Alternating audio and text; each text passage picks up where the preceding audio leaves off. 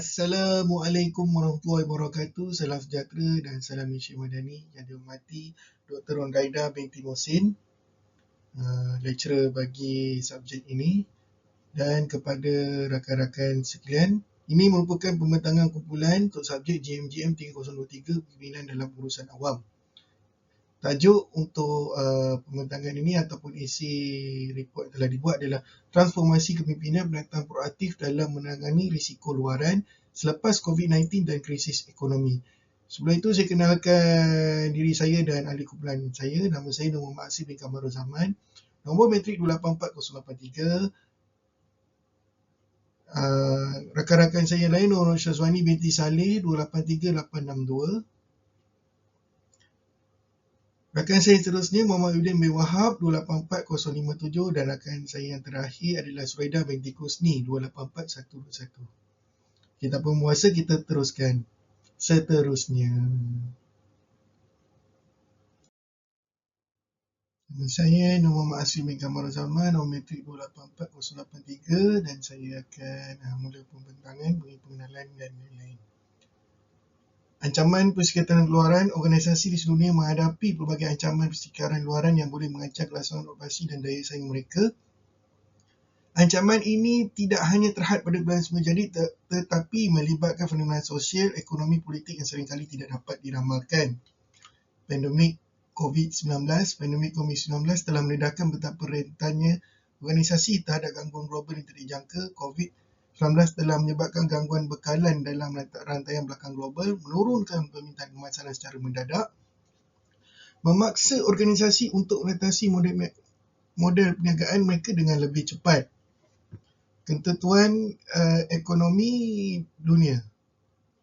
Ketidakketentuan ekonomi dunia yang dipengaruhi oleh perubahan pasaran global dan konflik penerangan antara negara-negara utama turut menambah lapisan kompleksiti dalam pengurusan risiko. Ketidaktentuan ini seringkali menyebabkan fluktuasi dalam harga komoditi, perubahan dalam kadar faedah dan ketidakpastian dalam perancangan jangka panjang organisasi. Tujuan kepentingan isi ini. Isi ini bertujuan untuk meneroka bagaimana pemimpin organisasi boleh bertindak dalam menangani dan menguruskan risiko yang disebabkan oleh faktor luaran seperti COVID-19, ketidaktentuan ekonomi dunia, kejatuhan nilai mata wang asing dan ketakstabilan politik. Isi ini akan membincangkan strategi dan pendekatan yang boleh diambil oleh pemimpin untuk mengurangkan impak negatif dan memanfaatkan peluang yang ada. Kepentingan tindakan proaktif, penekanan adalah dalam pengurusan risiko. Pemimpin yang efektif perlu memiliki visi yang jangka panjang, kefahaman mendalam tentang persekitaran perniagaan dan keupayaan untuk membuat keputusan yang cepat dan berinovasi. Pemimpin yang berjaya adalah mereka yang mampu menghasilkan perubahan positif, membina pasukan yang kukuh dan mengemudi organisasi melalui masa-masa sukar.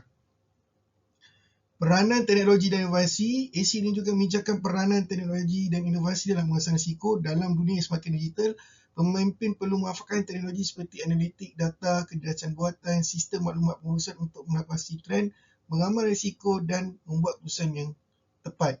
Sebagai contoh, penggunaan analitik halaman boleh membantu organisasi dalam menapasti potensi gangguan dalam rantaian bekalan dan mengambil tindakan pencegahan awal. Assalamualaikum warahmatullahi wabarakatuh dan salam sejahtera. Saya Muhammad Udin bin Wahab, nombor matrik 284057. Seterusnya saya akan menyambung pembentangan berkaitan risiko disebabkan oleh pandemik COVID-19.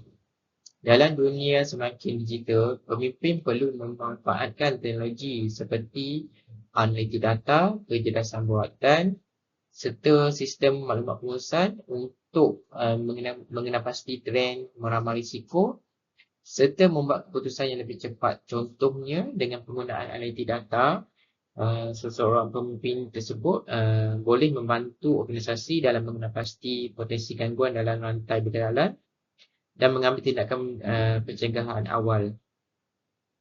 Seterusnya, impak COVID-19 terhadap organisasi.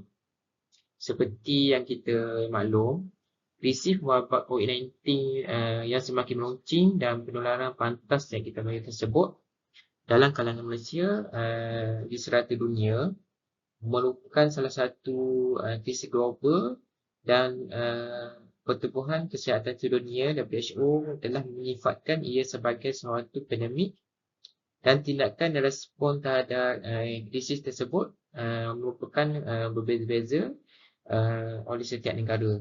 Contohnya, kita dapat lihat di Malaysia, implikasi daripada wabak COVID-19 ini telah mendorong pihak kerajaan dengan mengambil langkah proaktif seperti telah mengisytiharkan perintah kawalan pergerakan untuk mengekang penularannya.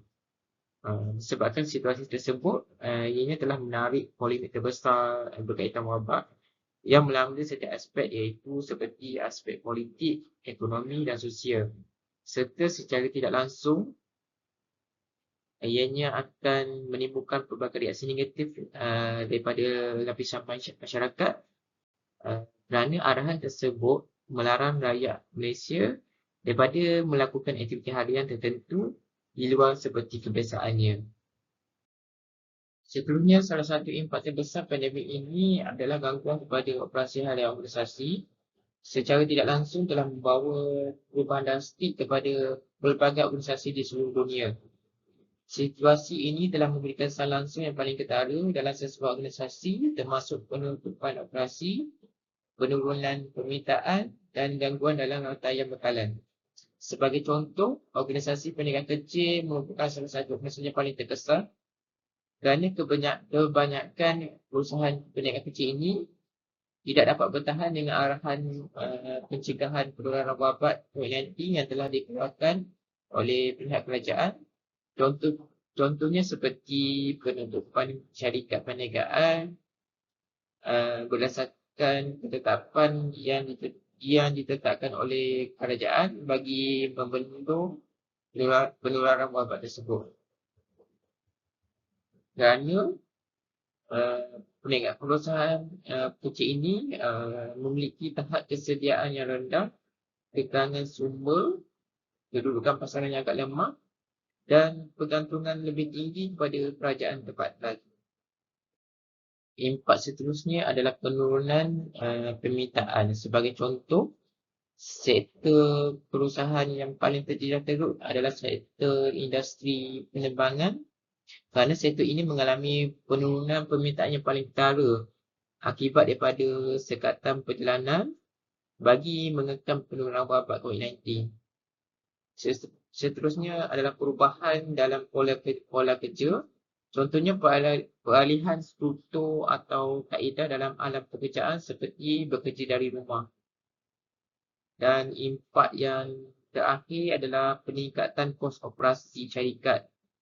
Yang mana peningkatan kos operasi syarikat meningkat kerana pihak majikan terpaksa membuat pelaburan dalam penggunaan alat teknologi dan alat kolaborasi yang membolehkan pekerja melaksanakan tugas mereka secara jarak jauh seperti bekerja dari rumah, dan pihak majikan perlu menyediakan keperluan seperti menyediakan komputer riba dan rangkaian capaian internet daripada syarikat pembekal kepada pekerja mereka.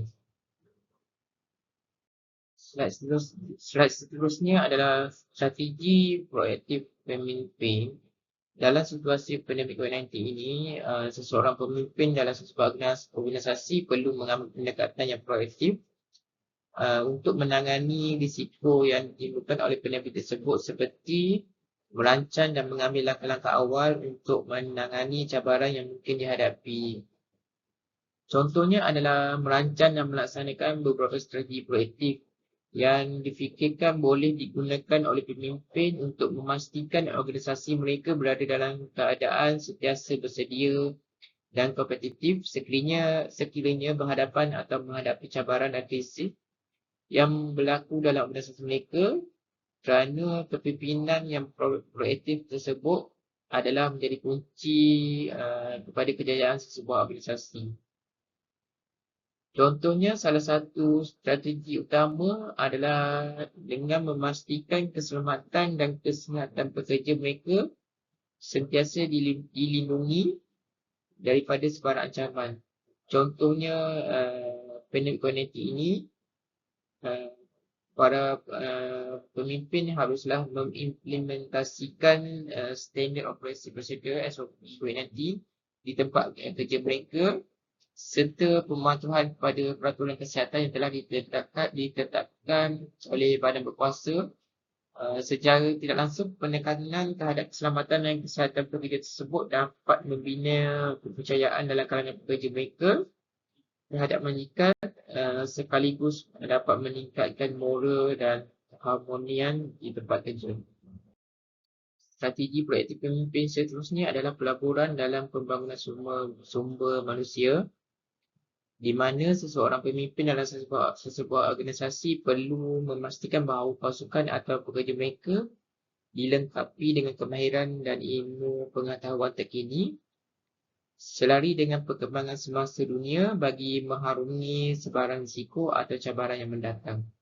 Sebagai contoh, mereka memberi pendedahan dan latihan secara berkala dalam dunia digital kepada pekerja kerana kemahiran mengaplikasikan alat teknologi dengan cepat dan berkesan dalam sesebuah organisasi semasa krisis pandemik COVID-19 ini. Ianya dapat membantu melancarkan operasi organisasi sekaligus organisasi tersebut dapat berkembang maju dalam situasi pandemik COVID-19 ini. Strategi proaktif yang terakhir adalah pemimpin perlu memperbarui proses atau sistem kerja seperti dengan penerapan amalan komunikasi secara berkesan dalam organisasi. Kerana komunikasi berkesan adalah salah satu elemen penting. Contohnya penyampaian maklumat yang jelas dan telus kepada semua pihak berkepentingan. Situasi ini dapat membantu mengurangkan ketidakpastian dan meningkatkan keyakinan.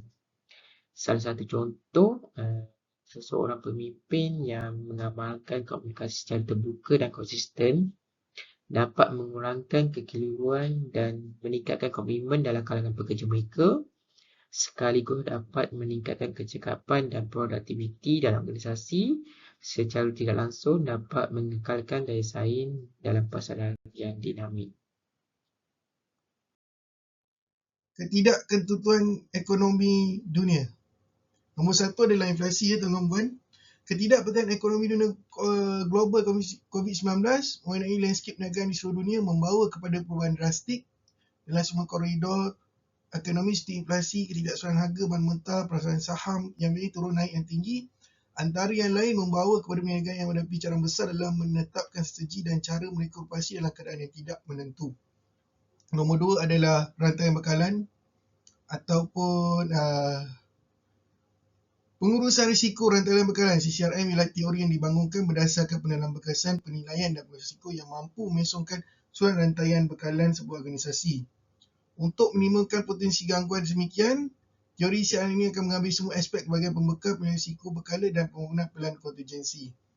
Tiga adalah pasaran saham. Ketidakstabilan pasaran saham adalah faktor utama pada nilai syarikat dan pelaburan. Pasaran saham yang tidak stabil dalam keadaan politik semasa ditimbulkan dengan ketidakpastian dan menakutkan pelabur akan memaksa mereka untuk mengeluarkan pelaburan semasa krisis. Oleh itu, syarikat atau organisasi melalui cabaran yang global bagi menaiki keinginan pelabur melalui pengurusan yang efisien meningkatkan kewangan drastik. Sebagai contoh, banyak lagi senario COVID-19. Salah satu sama adalah melumpuhkan sektor pembuatan. Ialah perolehan bahan mentah akibat gangguan dalam rantai makanan, iaitu bergantung kepada pengeluaran tertangguh dan pada kos yang lebih tinggi untuk peningkatan bilangan syarikat. Tindakan pemimpin dalam mengurusan risiko ekonomi. Nombor satu tadi kita dah cakap, mengurusan risiko. Pemimpin meningkatkan peranan penting mengurusan risiko ekonomi. Mereka perlu memahami dan risiko yang dihadapi oleh organisasi mereka. Mereka juga perlu membangunkan strategi untuk mengurangkan risiko dan menimbulkan kesan negatif. Nombor dua adalah strategi mitigasi. Pemimpin perlu membangunkan strategi mitigasi risiko yang komprehensif. Strategi ini harus merangkumi langkah-langkah untuk mengurangkan risiko, menguruskan risiko dan memulihkan daripada risiko. Pemimpin juga perlu memastikan bahawa strategi mitigasi risiko mereka adalah fleksibel dan boleh disesuaikan dengan perubahan keadaan. Dengan kata lain, apa pun terjadi, risiko tu dapat diminimumkan dan boleh bergerak seperti biasalah. Okey, untuk membangunkan strategi yang tukuh, kalau kita boleh tengok ada piramid chart kat sini. Sebagai tindak balas politik ekonomi, kegulitan dan resmi kepimpinan organisasi harus membangunkan strategi yang kukuh dan boleh dilaksanakan tidak meninjaskan kelangsungan hidup dan pertumbuhan organisasi. Pengurusan ekonomi bermakna kecekapan rantai bekalan yang baik dan pengawasan berterusan serta inovasi dalam pasal yang berubah oleh pengurusan kewangan yang lebih baik. Kita tengok nombor 1.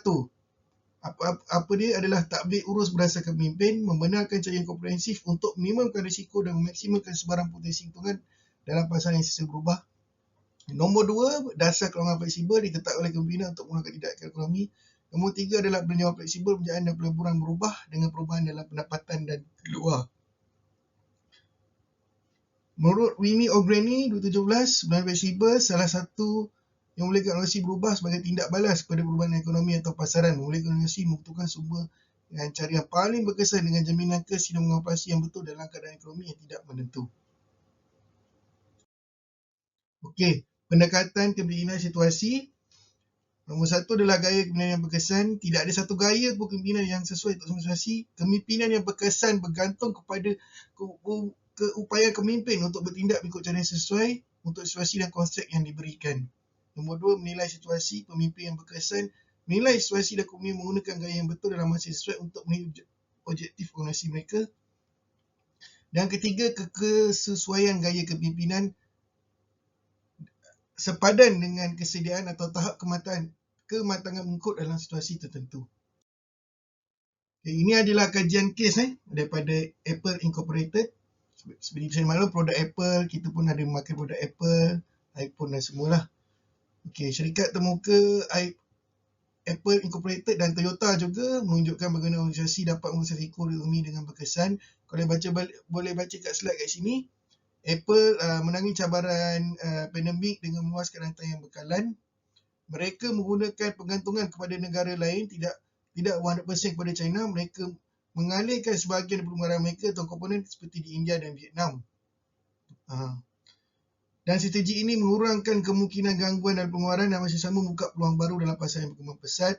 Mengurangkan risiko bagi Apple juga untuk melalui pasaran global yang semakin mencabar dan sentiasa berubah. Yang kedua adalah Toyota.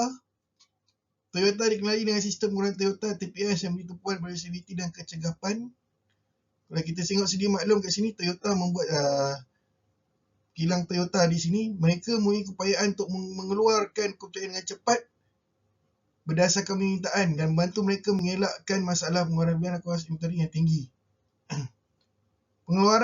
Pelaburan dalam teknologi hijau dan kenderaan juga menunjukkan visi masa depan mereka menjadikan Toyota antara peneraju dalam industri otomotif masa depan. So, dalam COVID pun, Toyota di samping itu boleh mengekalkan kebolehan mereka dalam pasaran, memastikan kereta yang ditempah disiapkan cepat dan di samping itu meneroka teknologi hijau iaitu EV vehicle, electric vehicle untuk pasaran akan datang. Dan mereka siasa dekat sini menunjukkan Apple dan Toyota siasa mitigasi bila ada satu perubahan dan mampu melonjak kepada masa hadapan untuk syarikat mereka bergerak dengan terus maju. Sekian, terima kasih. Hai, Assalamualaikum. Saya Syazwani, nombor entry 283862 akan meneruskan pembentangan tentang kesan ketidaktentuan ekonomi dunia. Okey, kesannya adalah melibatkan kejatuhan nilai mata wang asing. Pandemik COVID-19 memberi impak besar kepada ekonomi global, termasuk kejatuhan nilai mata wang di banyak negara. Ini mengganggu perdagangan antarabangsa dan menambah risiko kewangan kepada organisasi yang terlibat dalam aktiviti ekspor dan juga import. Okay, kesan utama apabila berlakunya kejatuhan nilai mata wang asing akan berlaku yang pertama, peningkatan kos import. Syarikat yang bergantung kepada barangan luar negara terpaksa membayar lebih dan menurunkan margin keuntungan syarikat mereka. Okay. Yang kedua adalah kesan ketidaktentuan harga ekspor. Walaupun mata wang yang lemah dapat menjadikan produk tersebut lebih murah, tetapi ketidakstabilan harga mengurangkan keyakinan pembeli. Okey, apabila berlaku kejatuhan nilai mata wang asing, terdapat beberapa strategi bagi mengatasinya. Pertama adalah dengan pengurusan risiko kewangan. Penggunaan hedging untuk melindungi syarikat daripada turun naik kadar tukaran dapat membantu menstabilkan kos operasi. Yang kedua adalah penyesuaian kontrak. Memperbaharui syarat kontrak dengan rakan dagangan untuk pelarasan harga yang lebih fleksibel. Strategi yang ketiga adalah pengurangan kos operasi. Peningkatan efisiensi melalui inovasi dan juga pengurangan pembaziran. Contoh syarikatnya adalah seperti Unilever menggunakan hedging dan penyesuaian kontrak untuk mengekalkan daya saing dan mengurangkan impak negatif daripada kesan kejatuhan nilai mata wang. Okey, secara keseluruhannya dengan pengurusan risiko yang bijak, penyesuaian kontrak dan juga usaha untuk mengurangkan kos, organisasi dapat mengatasi cabaran yang dihadapi akibat kejatuhan nilai mata wang. Pendekatan proaktif adalah kunci untuk kestabilan dalam keadaan ekonomi yang tidak menentu. Pandemik COVID-19 menyebabkan ketidakstabilan politik. Pandemik COVID-19 telah menimbulkan ketidakstabilan politik global yang memberi kesan besar kepada perniagaan, peningkatan kes jangkitan, penutupan sempadan dan ketidakpastian dalam dasar ekonomi mencetuskan cabaran seperti ketidaktentuan undang-undang, gangguan operasi dan juga perubahan dalam dasar perdagangan. Okey, kesan utama akibat ketidakstabilan politik akibat pandemik COVID-19 ini adalah ketidaktentuan undang-undang. Hal ini kerana kerajaan sering memperkenalkan undang-undang baru untuk menangani pandemik yang menyebabkan syarikat sukar untuk mematuhi peraturan yang sentiasa berubah-ubah dari semasa ke semasa. Ini mencetuskan kebimbangan dalam kalangan pelabur dan mengurangkan pelaburan dalam sektor yang tertentu. Okey, kesan yang kedua adalah gangguan operasi. Banyak syarikat terpaksa menutup operasi atau mengurangkan kapasiti disebabkan oleh langkah-langkah penjarakan sosial dan juga sekatan perjalanan. Okey, ini mengakibatkan pengurangan produktiviti dan kehilangan pendapatan dengan industri penerbangan dan pelancongan yang sangat terjejas teruk. Okey, kesan yang ketiga adalah perubahan dasar perdagangan. Penutupan sempadan dan sekatan perdagangan menyukarkan syarikat untuk mengimport dan mengeksport barangan. Gangguan dalam rantaian bekalan global dan peningkatan kos operasi memberi impak negatif terhadap perniagaan, terutamanya syarikat yang terlibat dalam perdagangan antarabangsa. Okey, secara keseluruhannya, ketidakstabilan politik yang timbul akibat pandemik telah mencipta persekitaran yang sukar bagi perniagaan global untuk beroperasi secara berkesan. Assalamualaikum warahmatullahi wabarakatuh dan selamat sejahtera. Nama saya Suraida binti Kusni, bernombor matrik 284121, akan menyambung pembentangan ahli kumpulan yang lain iaitu berdekatan dengan pendekatan holistik dalam pengurusan risiko. Okey, mari saya terangkan apa kepentingan pendekatan holistik ini dalam pengurusan risiko. Ianya penting dalam mengaplikasikan pendekatan proaktif dalam menghadapi ketidakpastian, contohnya seperti penyakit COVID-19 dan juga krisis ekonomi.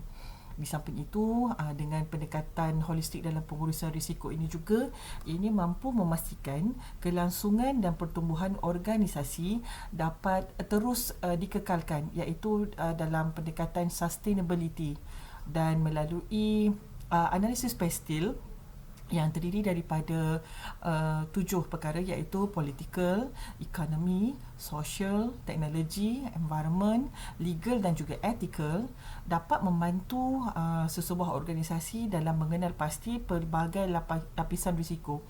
Lapisan risiko ini adalah merujuk kepada setiap tingkat risiko yang boleh ataupun bakal berlaku kepada organisasi. Yang mana lagi besar organisasi itu, maka lagi besar jugalah lapisan risiko yang perlu dianalisis.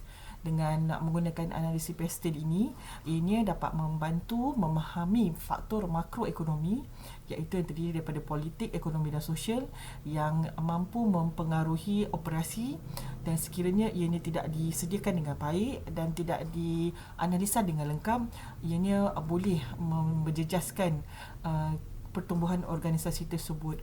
Seterusnya, dengan pendekatan holistik dalam pengurusan risiko ini, perlu ada penglibatan pihak berkepentingan. Penglibatan pihak berkepentingan ni adalah melalui dialog terbuka dengan kaki tangan, pelanggan, pembekal dan lain-lain lagi orang-orang yang terlibat dalam pengoperasian organisasi tersebut. Dan dengan penglibatan pihak berkepentingan ini, dia mampu memastikan kerjasama antara jabatan ataupun sesebuah organisasi untuk untuk merangka strategi pengurangan risiko yang lebih berkesan. Seterusnya, dengan mengadaptasi inovasi dan teknologi, iaitu yang seringkali kita sebutkan sebagai AI ini, integrasi teknologi dapat dipraktikkan dalam membantu sesebuah organisasi tersebut menganalisa data dalam keadaan pengenalpastian risiko yang lebih tepat dapat dilaksanakan. Selain daripada itu, dengan adanya inovasi dan teknologi terkini, ianya membantu proses penganalisan data itu berlaku dan sekaligus ianya akan memberikan maklumat ataupun data akhir yang lebih tepat, cepat, dan melalui data akhir tersebut kita mampu merangka apa yang perlu kita eliminate, hapuskan risiko-risiko tersebut dengan kaedah-kaedah yang tertentu. Baiklah, slide yang berikutnya saya akan menerangkan peranan kepimpinan transformasional. Dalam pendekatan holistik dalam pengurusan risiko, berdasarkan pemerhatian dan juga kajian semasa menjalankan penulisan ini, pihak kami mendapati bahawa ianya perlu ada seorang pemimpin yang mempunyai keupayaan pemimpin transformasi ini. Ianya bagi menggerakkan dan memotivasikan ahli organisasi ke arah misi dan visi yang lebih besar, dan juga pemimpin transformasi ini mempunyai kemahiran dalam mengenal pasti peluang untuk menjalankan perubahan dan mengaplikasikan inovasi dengan lebih baik. Dan pengembangan pemimpin masa depan ini, kita boleh melihat bahawa dengan melatih pemimpin yang peka terhadap risiko dan perubahan persekitaran, antara perkara yang boleh dijalankan adalah seperti program latihan strategik untuk mengenal pasti dan menilai risiko itu. Sebagai contoh yang kami bawakan dalam pendekatan penulisan ini adalah berkaitan dengan bagaimana Elon Musk berjaya mengeluarkan kereta elektriknya, iaitu Tesla, telah menunjuk boleh menjadi contoh apa itu pemimpin transformasi. Beliau, kita lihat, boleh menyuaikan strategi berdasarkan perubahan dalam persekitaran perniagaan. Beliau juga mempunyai satu jangkaan masa panjang yang mana beliau maklum bahawa dengan mengeluarkan kenderaan jenis elektrik ini, beliau akan memerlukan satu kos tinggi berkaitan dengan bateri bagi kereta tersebut. Jadi beliau telah mengambil keputusan untuk membina kilang bateri beliau sendiri, iaitu Gigafactory. Dan ianya sebenarnya kalau kita lihat, dengan adanya kilang sendiri ni, kita akan mengurangkan kebergantungan kepada pembekal bateri itulah. Dan kalau kita boleh lihat Elon Musk punya promotion dalam pasaran global ni, kita boleh lihat beliau memang menggunakan pendekatan pemeliharaan alam sekitar, yang mana dengan menggunakan kereta menggunakan kuasa elektrik ini, dia akan memberikan kesan yang positif kepada pengurangan kadar karbon dalam perihal global. Dan bila kita melihat cara beliau mengeluarkan kereta ini adalah kereta yang sesuatu tak pernah orang buat. Maksudnya beliau berjaya mengeluarkan kereta Tesla ini dengan keadaan mengubah kebiasaan. Mengubah kebiasaan ni, normally kita tengok orang akan pakai kereta tu dengan isian petrol, dengan isian NGV contohnya. Tapi beliau mempunyai sifat kepimpinan transformasi dan beliau telah mengeluarkan Tesla yang menggunakan kuasa elektrik untuk membolehkan kereta tersebut bergerak. Okey, baiklah, bagi kesimpulan untuk kepimpinan transformasi ini, apa yang saya boleh simpulkan ialah seorang pemimpin yang mempunyai kemahiran dalam mengubah ataupun memastikan keberlangsungan sesebuah syarikat itu atau organisasi itu dapat terus sustain, iaitu terus berlangsung. Dia merupakan satu main character yang mana dalam memastikan sesebuah organisasi itu berlaku, mereka juga mempunyai kemahiran dalam menilai risiko-risiko hadapan dan juga strategi-strategi apa yang perlu diambil bagi memastikan syarikat atau organisasi itu dapat berjalan dan secara amnya dapat mencapai keuntungan. Melalui kepimpinan yang transformasi ini juga, pendekatan proaktif dalam pengurusan risiko untuk kelangsungan pertumbuhan organisasi juga dapat dicapai. Jadi kepimpinan transformasional ni boleh kita rumuskan bahawa pada masa sekarang ini, dalam keadaan krisis ekonomi yang sering turun dan naik, dalam keadaan masalah kesihatan dunia yang terkini kita dengar berkaitan dengan COVID, dan mungkin ke depan kita pun tidak tahu apa lagi masalah kesihatan dunia yang akan berlaku di masa hadapan. Jadi dengan adanya kepimpinan pemerintahan transformasi ini, dianya boleh membantu sesebuah organisasi itu untuk membuat satu penilaian risiko yang lebih cekap, tepat dan berkesan, dan akhirnya syarikat atau organisasi masih boleh sustain dalam industri yang mereka ceburilah. Seterusnya, saya akan membuat kesimpulan kepada keseluruhan penulisan tugasan ini. Saya akan merumuskan hal-hal yang berkaitan dengan maklumat-maklumat dan data-data yang telah dibentangkan oleh ahli kumpulan yang lain seperti berikut. Baiklah, dalam konteks transformasi kepimpinan, pendekatan proaktif dalam pengurusan risiko luar adalah kunci untuk memastikan kelangsungan dan kejayaan organisasi selepas COVID-19 dan krisis ekonomi melanda negara. Jika kita lihat dengan mengenal pasti ancaman sebelum mereka menjadi masalah, pemimpin yang merancang strategi mitigasi iaitu penyelesaian yang berkesan dapat mengurangkan kesan negatif kepada sesebuah organisasi. Contohnya, jika penilaian risiko itu dibuat dengan lebih baik, maka jumlah kerugian ataupun jumlah perbelanjaan syarikat dapat diminimalkan dan ianya akan memberikan impak syarikat itu akan mengalami keuntungan. Dan bagi pemimpin juga sangat memainkan peranan penting dalam membina budaya inovasi ini, dan penglibatan ataupun kolaborasi di antara pemimpin dan juga kaki tangan dalam proses menyelesaikan masalah perlu bagi memastikan setiap perubahan yang berlaku dapat diadaptasi dengan lebih cepat dan segera. Kami beri contoh, syarikat Microsoft telah menunjukkan bahawa data analitik dan kerjasama dengan pihak luar dapat memperkuatkan strategi dalam menghadapi cabaran pasaran masa kini. Jadi, apa yang dapat disimpulkan adalah organisasi yang mengamalkan pendekatan proaktif bukan sahaja mampu menghadapi risiko luar tetapi juga mencipta peluang pertumbuhan baru. Ianya mampu menjadikan lebih berdaya saing dalam persekitaran yang tidak menentu selepas krisis ini.